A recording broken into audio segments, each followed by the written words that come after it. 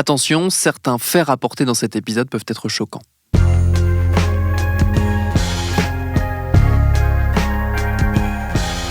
Salut, c'est Thomas Rozek. On fête cette année les 30 ans d'une décision lourde de sens. Le 17 mai 1990, l'Organisation mondiale de la santé annonçait retirer l'homosexualité de la liste des maladies mentales. Avant cette date, il n'était donc pas absurde de regarder, de considérer et surtout de traiter, j'emploie le mot à dessein, l'homosexualité comme une pathologie, quelque chose dont il faudrait guérir ou qu'il faudrait au moins rendre inopérant, inoffensif. Ça explique sans doute qu'on en soit arrivé à des cas extrêmes de maltraitance médicale, à de la torture, disons-le franchement, des cas oubliés aujourd'hui comme celui que nous allons vous raconter avec notre épisode du jour. Bienvenue dans Programme B.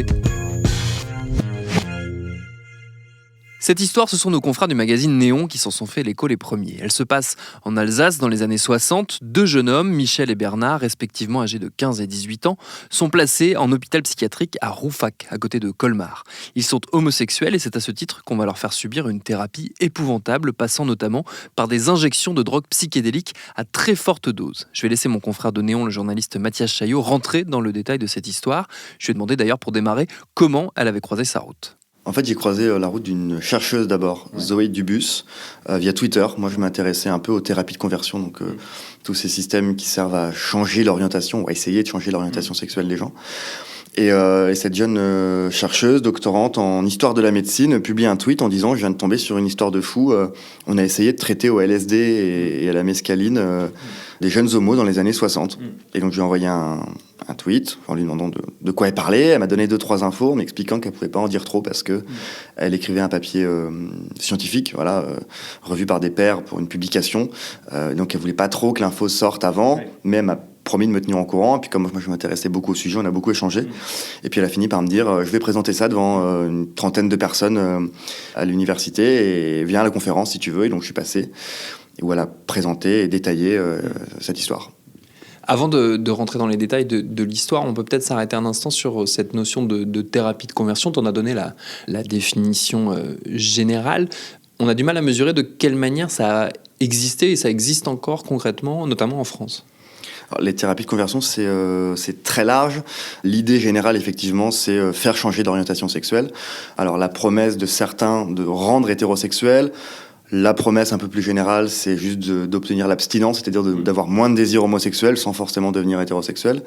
Et après, les formes, elles ont été très diverses. Alors, il y a eu les électrochocs dans les années 70. Il y a eu des thérapies assez violente, ce qu'on appelle la thérapie par aversion. Donc l'électrochoc en fait partie, mais ça peut être par exemple diffuser, des films porno tout en donnant des laxatifs et des vomitifs pour associer l'image érotique gay avec une sensation désagréable.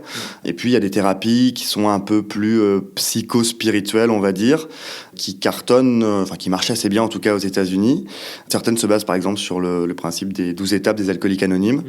Et puis on a découvert en tout cas, il y a des journalistes qui ont sorti un bouquin qui s'appelle Dieu est amour là-dessus récemment, et ils ont montré que ça existait aussi en France, et c'était des structures religieuses, plutôt évangéliques, qui trouvaient des jeunes gens, souvent des jeunes hommes, autour de la confession ou dans les églises, et leur proposaient des accompagnements spirituels ou religieux vers l'abstinence ou l'hétérosexualité.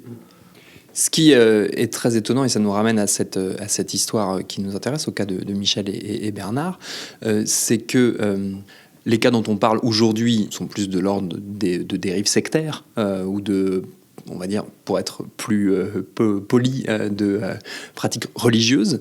Là, on n'est pas du tout dans ce cadre-là. On est dans un cadre à la fois médical et aussi légal, c'est-à-dire que c'est sur une décision de justice que cette histoire va se mettre en place. C'est vrai qu'aujourd'hui, ce sont des personnes volontaires qui veulent d'elles-mêmes, dans la majorité des cas d'ailleurs, c'est pour ça qu'ils évitent d'avoir des mineurs par exemple, qui veulent d'elles-mêmes aller vers ça.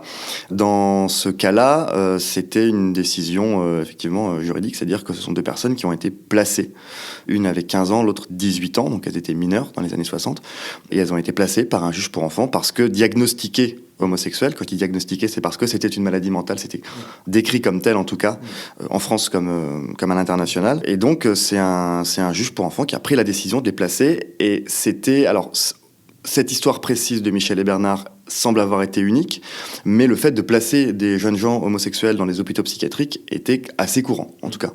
Qu'est-ce qui fait qu'ils se retrouvent devant la justice, Michel et Bernard ? Alors, on n'a pas beaucoup d'éléments. En fait, Zoé Dubus a retrouvé donc une partie des archives en faisant ses recherches parce qu'elle a travaillé sur les psychédéliques et la médecine d'un point de vue un peu plus large. Et donc, elle a vu du LSD dans un hôpital psychiatrique en Alsace. Qu'est-ce qu'ils ont fait avec? Elle a fouillé, elle a trouvé ça, mais elle n'a pas la totalité des archives. Donc, il lui manque beaucoup d'éléments. On sait que Michel a été surpris en flagrant délit, avec des gros guillemets, de masturbation avec un autre jeune homme. Donc, diagnostic homosexuel, et Bernard se prostituait. Il avait 18 ans et donc il se prostituait et même chose, il a été donc placé par le juge pour enfants. Une fois qu'ils sont placés dans cet hôpital en Alsace, qu'est-ce qui va se passer? Alors pour l'un des deux, pour Bernard, il y a d'abord eu une cure de sommeil où là aussi c'était un traitement qu'on essayait sur plein de pathologies, là aussi avec des guillemets à l'époque, c'est-à-dire qu'on le gavait de médicaments et on le faisait dormir 15 à 20 heures par jour. Il l'a fait pendant 3 semaines. Étonnamment, ça n'a pas marché. Et ensuite, pour les deux, on leur a administré du LSD et de la mescaline à très forte dose dans le but de créer un choc psychologique. Donc on est sur le même principe que les électrochocs, par exemple, c'est-à-dire on va créer un choc pour casser ton réseau neuronal et le réorienter, le reprogrammer pour l'emmener dans la bonne direction, dans la direction souhaitée, donc l'hétérosexualité. Le LSD et la mescaline, donc la mescaline c'est tiré d'un cactus qui s'appelle le peyote, c'est aussi un psychédélique. C'était assez courant qu'on l'utilise dans les années 60-70 dans les traitements psychiatriques, donc en soi c'est pas très étonnant, ça se faisait beaucoup. Les psychiatres d'ailleurs, j'ai appris ça, testaient souvent eux-mêmes, c'est-à-dire on leur demandait de connaître le produit et donc souvent ils prenaient du LSD et ils faisaient des petits rapports. Sauf que là, on leur administrait à des doses extrêmement fortes. Par exemple, sur le LSD, c'était 800 microgrammes. La dose récréative, voilà, si des gens expérimentent le LSD dans un but plus ludique, on va dire, c'est 100 microgrammes. Et c'est déjà 8, 10, 12 heures de trip. Et là, on leur en injecte 800 milligrammes. En plus, on l'injecte, c'est-à-dire que c'est un effet beaucoup plus fort, beaucoup plus rapide, en intraveineuse et en intramusculaire, pour être sûr que ça passe partout et que vraiment le trip soit énorme. Donc on a des gens qui partent dans des... alors, c'est difficile à décrire parce qu'on ne sait pas ce qui s'est passé dans leur tête à ce moment-là. Mais à la conférence, il y a une personne qui parlait de la mescaline et qui disait... cette dose-là de mescaline, c'est une dissolution de la psyché. Il y a plus de conscience. On est vraiment dans un autre monde. Et ensuite, on leur donnait des neuroleptiques, une demi-heure à 50 minutes après. Alors là aussi, on n'a pas forcément toutes les données. Il y a une fois où c'était 50 minutes après, mais il y a peut-être eu des essais différents, pour casser le trip. Donc on a des gens qui montent très très très très très haut, et tout d'un coup, on leur met un coup de massue pour qu'ils retombent. Et l'idée, c'est de les briser, tout simplement, pour essayer de reprogrammer ensuite le cerveau. Ça va pas être une seule fois, ça va pas être une seule semaine, ça va durer assez longtemps. Il va y avoir de nombreuses séances, je ne sais pas si le mot est le plus adapté, mais de nombreuses expérimentations. Oui, ça dure 6 mois, je crois, pour chacun des deux, avec des séances tous les 5 à 7 jours, selon les produits et selon, si on parle de Michel ou de Bernard. Et on est monté jusqu'à, je crois, 4 prises de LSD en 10 jours. Donc, tous les 2 à 3 jours, on recommençait. On a des gens qui partaient dans des trips pendant 1 heure, qu'on cassait, qui redescendaient. 2 jours après, on revenait les chercher, on recommençait et on augmentait progressivement les doses. Sur la mescaline, là aussi, l'utilisation de loisirs, 300 à 500 milligrammes, ils sont montés jusqu'à 1400, par exemple. Et ça a duré comme ça pendant 6 mois. Qu'est-ce qu'on sait de la réaction qu'ils ont eue à cette cure très violente et répétée? Alors dans les rapports que Zoé Dubus a sortis, d'abord ils remarquent, avec beaucoup de froideur quand même, qu'ils sont assez mutiques, qu'ils sont un peu étonnés d'avoir ces gens qui se renferment sur eux-mêmes, répondent plus beaucoup. Ils expliquaient lors de la conférence que c'était assez logique, c'est une drogue qui peut avoir des effets, on va dire, positifs, en tout cas entraîner de la joie quand on est dans un environnement plutôt agréable. Alors, ils sont enfermés dans un hôpital psychiatrique, donc il est possible qu'ils soient juste renfermés et que à l'intérieur d'eux-mêmes, ça part déjà en vrille. Sauf que de l'extérieur, ils voyaient juste quelqu'un d'un peu recroquevillé sur lui-même, donc ils augmentaient progressivement les doses. Et arrivé à un certain stade, là, effectivement, ils se rendent compte qu'ils se retrouvent avec des gens qui déchirent leurs pyjamas, qui agrippent les soignants. Je mets là aussi des guillemets sur le terme soignant, mais qui se mettent à les agripper parce qu'ils ont besoin de contact physique, ils ont besoin de reprendre contact avec la réalité, en fait. Et on arrive avec des phénomènes comme le grasping. Donc le grasping, c'est quand par exemple, vous mettez votre main autour du doigt d'un bébé. Le bébé va essayer de fermer sa main dessus comme ça plusieurs fois. C'est ce qu'ils faisaient. Ils en étaient là, c'est-à-dire réduits quasiment à cet état de bébé, à essayer d'agripper finalement quelque chose.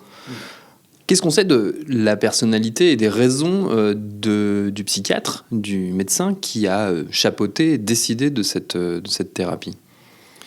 Cette thérapie, elle a été testée donc sur a priori 2 patients, en tout cas il n'y a jamais eu d'autres cas documentés ou retrouvés par Zoé Dubus dans un hôpital donc d'Alsace. Le responsable du service, qui s'appelait Roland Lanter, était a priori quelqu'un de plutôt progressiste pour l'époque, quelqu'un qui par exemple recevait les patients à dîner le soir à la table familiale, qui avait choisi de vivre dans l'hôpital psychiatrique, qui incitait ses enfants à jouer avec les patients. Donc c'était quelqu'un de plutôt apprécié. Et la chercheuse Zoé Dubus a parlé avec sa fille notamment pour essayer de comprendre. Et effectivement, il semble qu'il aimait tester de nouvelles expérimentations, de nouvelles formes de traitement. Et notamment, il travaillait sur l'alcoolisme et les perversions sexuelles, parce que c'était dans cette catégorie-là qu'était rangée l'homosexualité. Et donc, comme sur d'autres cas, il a voulu expérimenter une méthode qui n'avait pas été testée en se disant peut-être que celle-là va marcher.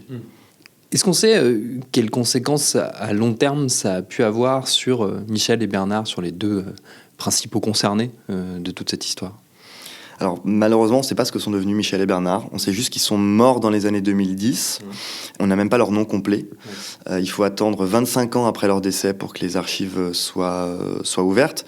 Donc on n'a aucune idée de ce qu'ils sont devenus. On ne sait pas s'ils ont eu des enfants. On a juste retrouvé une correspondance entre donc le médecin Roland Lanter et l'un des 2 patients, puisqu'ensuite, après être sorti de l'hôpital psychiatrique, il a été envoyé dans un autre établissement. Dans cette correspondance, il explique avoir eu du désir pour d'autres hommes. Donc, sans surprise, évidemment, ça n'a pas marché. Il a exprimé d'avoir eu du désir pour un autre homme, mais qu'il a évidemment retenu ses pulsions et qu'il n'a pas cédé, simplement dans le but de ne pas recommencer la torture, parce que c'était concrètement de la torture.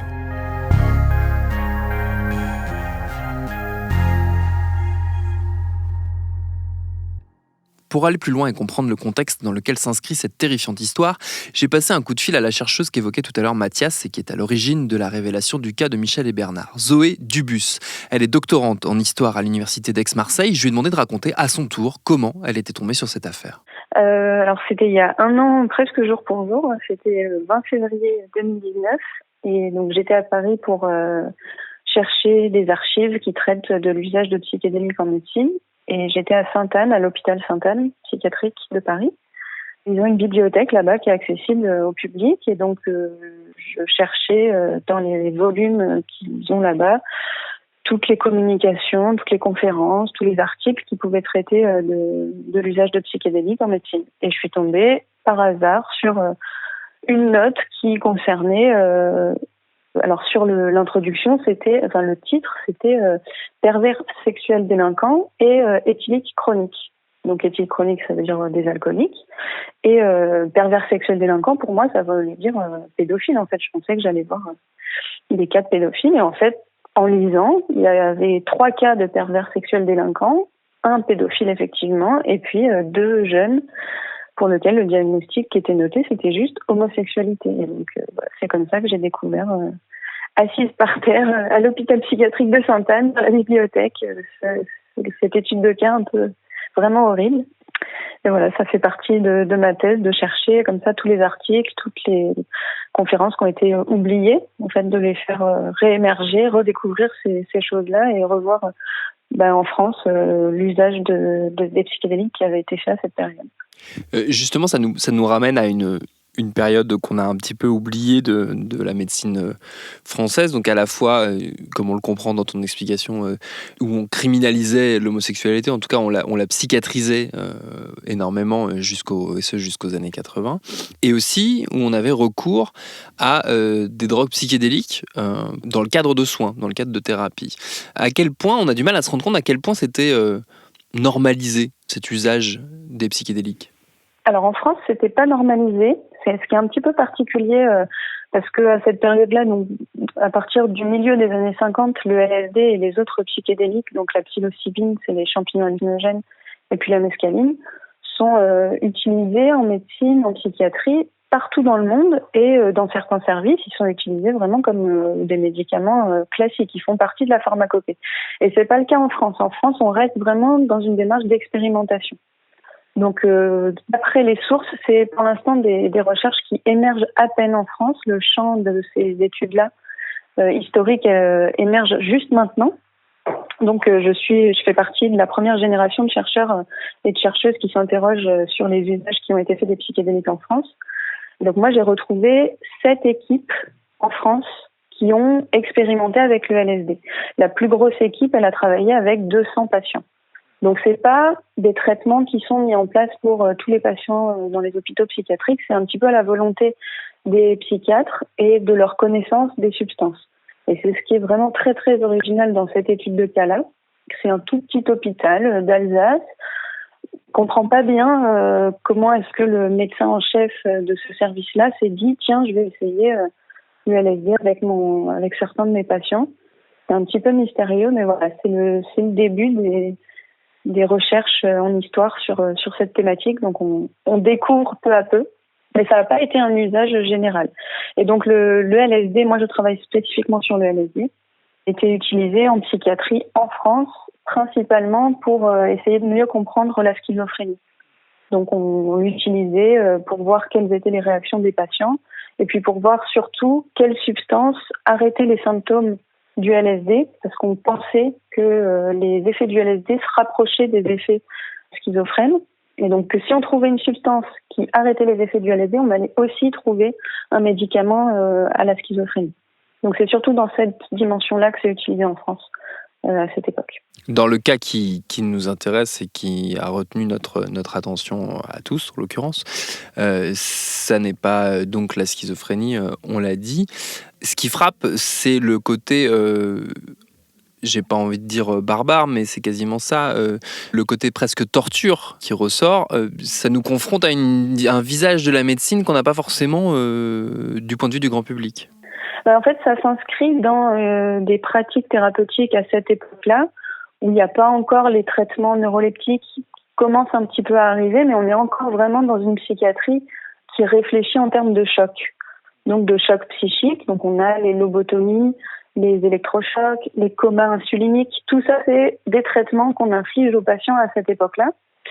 Et cette étude de cas-là particulier reprend un peu cette idée du choc psychique en l'adaptant au LSD parce qu'on est dans un moment de la psychiatrie où on réfléchit comme ça. Et c'est vrai qu'aujourd'hui ça paraît vraiment horrible, et ça l'est effectivement, mais c'est assez drôle de voir que quand j'ai essayé d'avoir accès aux archives qui sont conservées dans l'hôpital toujours psychiatrique de Rouffach, la première chose qu'on m'a dit c'est « on espère que vous comprenez bien que ce type de traitement n'a plus cours aujourd'hui, que ça serait plus possible ». Voilà, ils avaient vraiment à cœur d'être certain que je comprenais bien que c'était terminé et qu'on ne faisait plus ce genre de choses. Mais c'est vrai que ça s'inscrit dans un contexte thérapeutique à cette époque-là où on n'a pas vraiment de solution pour les patients psychiatriques.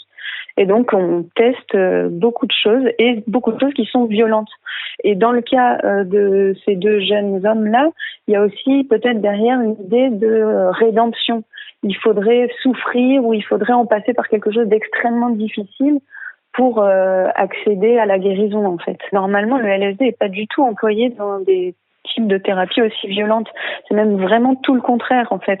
Les psychiatres qui se saisissent de cette substance dans les années 50-60, en fait, ils en font quelque chose de très positif, de très lumineux, quelque chose qui permet aux patients de s'ouvrir et de modifier complètement leur vision du monde, leur comportement. C'est assez dramatique, en fait, que en France, on est particulièrement employé pour des trucs violent sur d'autres cas, mais sur celui-là, vraiment, c'est terrible. Et de voir que, voilà, en France, on n'a pas réussi à avoir ce côté très positif, très lumineux qu'il y avait plus dans les pays anglo-saxons où vraiment c'était employé pour faire des expériences spirituelles, mystiques très profondes chez les sujets, avec un accompagnement très maternant de l'équipe soignante, avec beaucoup de contacts physiques, d'encouragement, de soutien, de bienveillance. Le contraste avec la situation française, moi c'était ça aussi que je voulais mettre un peu en avant dans cette étude de cas, de voir les spécificités françaises là-dedans. Est-ce qu'on sait à quel moment on a cessé justement d'expérimenter avec le LSD en France et est-ce qu'on sait pourquoi on a cessé de le faire ? Alors en France, la loi qui classe le LSD dans la liste des stupéfiants, c'est 1966. C'est un décret qui est passé en 1966. Le LSD reste un médicament normalement, mais en fait c'est tout le sujet de ma thèse en fait, c'est de montrer que tout médicament, à partir du moment où il est classé dans la liste des stupéfiants, cesse de l'être aux yeux de la médecine, aux yeux des médecins. Et donc c'est ce qui se passe avec le LSD. À partir du moment où il est classé en 66, il y a quelques études qui continuent, mais finalement les études s'arrêtent progressivement d'elles-mêmes parce qu'il y a un tel stigmate qui est posé sur cette substance-là, qui est lié à la contre-culture de l'époque, où les gouvernements, notamment aux États-Unis, font pression pour qu'on lie dans l'esprit des gens la consommation de LSD avec la folie. Et donc, ça expliquerait les mouvements sociaux. Regardez, les jeunes consomment du LSD, ils sont en train de devenir fous et c'est pour ça qu'ils s'opposent à la société telle qu'elle est. Voilà, c'est un peu l'idée. Et donc, du coup, on a ça aussi en France. Le LSD est désormais considéré comme une drogue. En plus, il est lié à la contre-culture. Donc, ça devient de plus en plus difficile pour les chercheurs de travailler avec la substance. Et en 1971, on a la dernière étude qui est publiée en France sur des humains. On a d'autres études dans les années 70 sur des animaux, mais ça s'arrête en fait dans la décennie. Donc, comme je te disais, les études reprennent aujourd'hui, là, on se questionne en histoire sur tout ça. Donc, on est en train de chercher les études qui avaient été faites à cette époque-là. Pour l'instant, on n'en sait pas plus. La dernière étude chez l'homme est publiée en 1971 et après tout ça. Et aujourd'hui, les études reprennent un peu partout dans le monde, mais pas en France. Faut-il s'attendre à une seconde jeunesse du LSD dans la recherche médicale française ou restera-t-il à jamais dans la catégorie stupéfiant, rangé avec toutes les anciennes molécules désormais infréquentables ? Le sujet mérite d'être creusé, oui je dis ça souvent, mais je le pense, figurez-vous. Merci à Mathias Chaillot, à Zoé Dubus pour leur réponse. Programme B, c'est un podcast de Binge Audio préparé par Lauren Bess, réalisé par Mathieu Thévenon. Abonnez-vous sur votre appel podcast préféré pour ne manquer aucun de nos épisodes, Facebook et Twitter pour nous parler, et à demain pour un nouvel épisode.